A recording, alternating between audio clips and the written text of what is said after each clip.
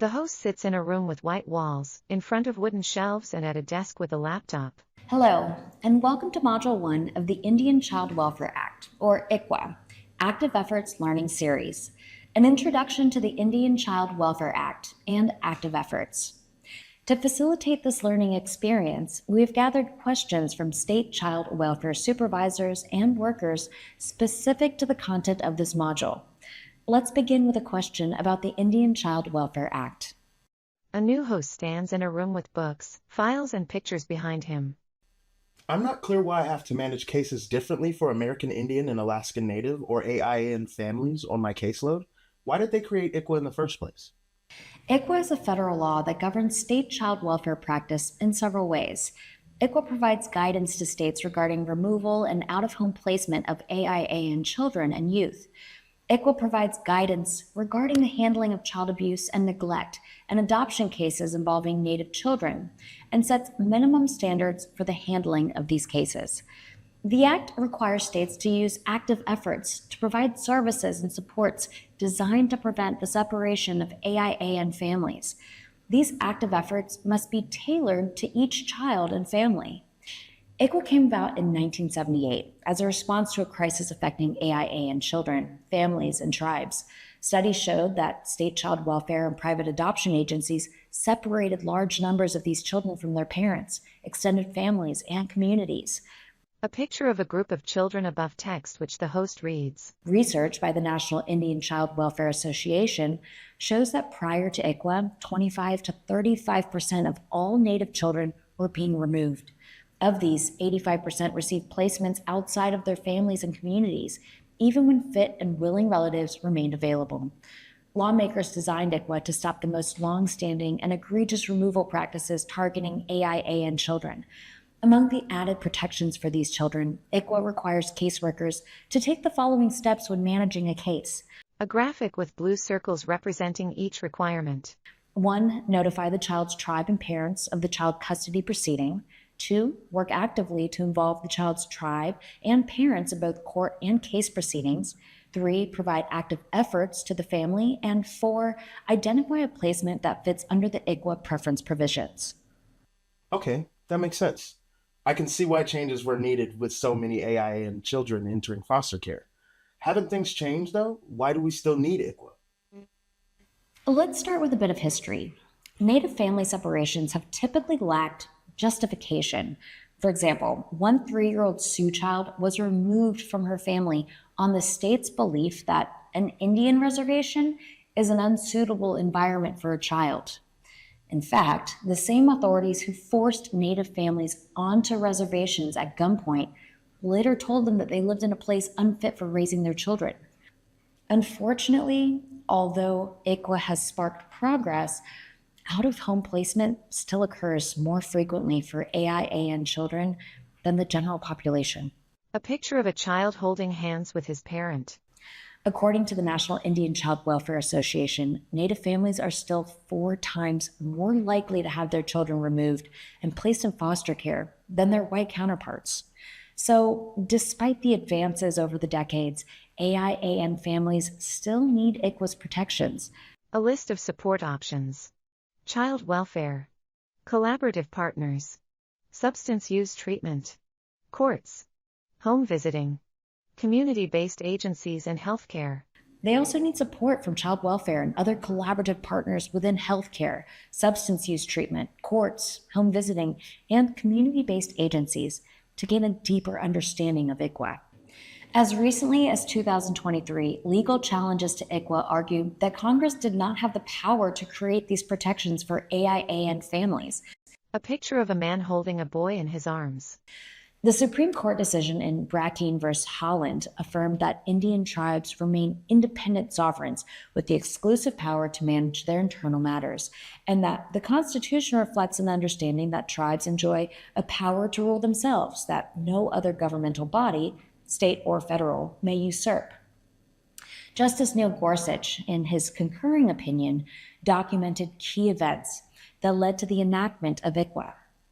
The ICWA did not emerge from a vacuum. It came as a direct response to the mass removal of Indian children from their families during the 1950s, 60s, and 70s by state officials and private parties. That practice, in turn, was only the latest iteration of a much older policy of removing Indian children from their families, one initially spearheaded by federal officials with the aid of their state counterparts nearly 150 years ago. The first mass effort to separate AIAN families were the creation of boarding schools. The Carlisle Indian Industrial School opened its doors in 1879. A picture of Richard Henry Pratt in a military uniform. Carlisle's head summarized the school's mission this way: all the Indian there is in the race should be dead. Kill the Indian in him and save the man. Carlisle became the model for what would become a system of 408 similar federal institutions nationwide. As late as 1971, federal boarding schools continued to house more than 17% of the Indian school-age population.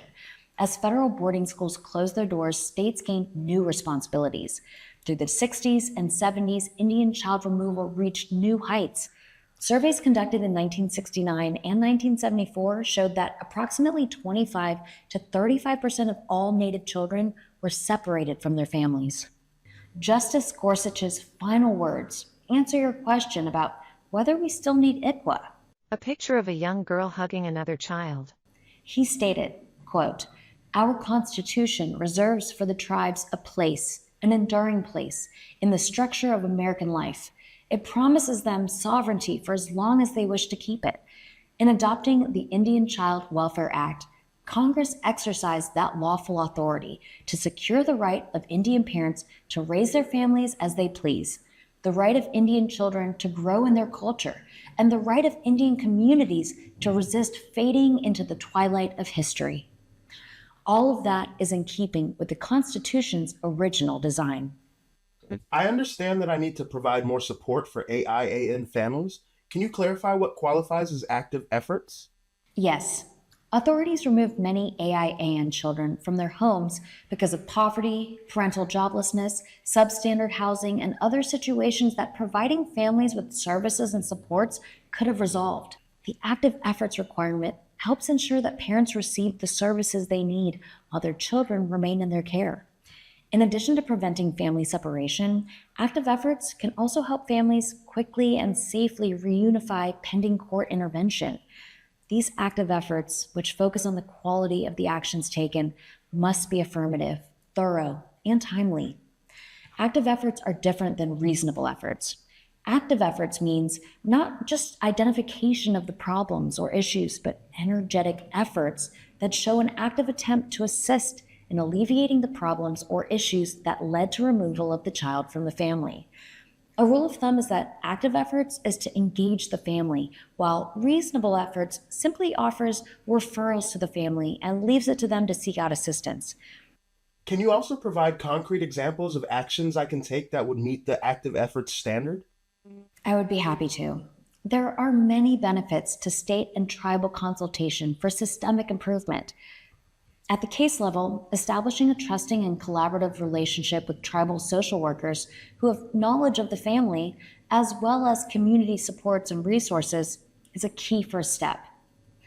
You can demonstrate active efforts by asking AIAN parents to share their experiences of trying to navigate multiple systems while often feeling helpless as they try to keep their family intact. If you can reflect on a time in your own life when you felt helpless and think about what you needed to regain balance, you can begin to identify options for these parents as they embark on their own healing journey. Culturally appropriate services in the child welfare context could include those that support healing for each family member, such as pastoral counseling that incorporates a holistic approach while focusing on spirituality, and tribal faith healers within the tribe who utilize prayers, ceremonies, sweat lodges, and other interventions. You might even want to work on understanding how unhealed trauma can affect parental choices and actions in your own practice.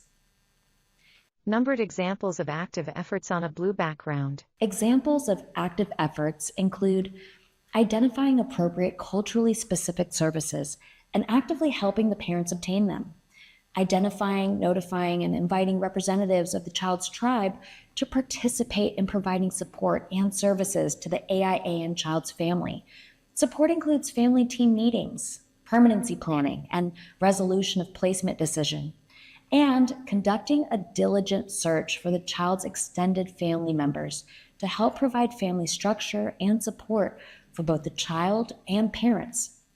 These examples of active efforts reflect tribal child welfare best practices, but are not meant to be an exhaustive list. We use state agency for the office seeking removal of a child into custody or with current custody of the child. ICWA puts active efforts obligation and responsibility on state agencies. ICWA does not put this obligation or responsibility on tribes or tribal programs. Despite ICWA's mandate for active efforts, follow-through remains a problem nationwide. National studies have found active efforts documented in only 66% of case records, 67% of pretrial or adjudication hearings, and just 21% of disposition hearings. How will I know if I am achieving active efforts? What can I do throughout the case so there are no surprises down the line? Does my supervisor decide? Or the judge? Or both? Let's unpack this a bit. Agency workers in courts should ask whether they have truly taken active steps to provide services and programs to the family. Active efforts should be reviewed at every court hearing. Courts must conclude staff-made active efforts before ordering foster care placement. These steps will help avoid unnecessary delays in achieving reunification with the parent or other permanency for the child. Instead of waiting for the courts to ask, remain proactive and routinely provide information in every court report on how you plan to implement active efforts. Remember, state agencies should note that state courts must find that active efforts were provided to make an out-of-home placement for an AIAN child. For example, if a parent initially refused substance use disorder treatment despite an agency's active efforts to provide services, a court could find these efforts satisfied the requirement for purposes of the foster care placement. But if the parent subsequently completes treatment and needs additional services to regain custody, the court will need to consider whether the state child welfare agency made active efforts to provide these services. ICWA requires not only making active efforts, but documenting them in detail. Simply writing active efforts were made in a dependency petition, court report, or case note does not meet the active efforts requirement. Dependency petitions, court reports, and case notes should report the specific active effort made. Since the court must ensure that active efforts have occurred, staff must detail them in the court record, and not just in the state agency case records. The National Center on Substance Abuse and Child Welfare logo. Thanks for your time, everyone. And remember, the National Center on Substance Abuse and Child Welfare has a wealth of resources to further expand your knowledge base on families affected by substance use. Please visit ncsacw.acf.hhs.gov for more information.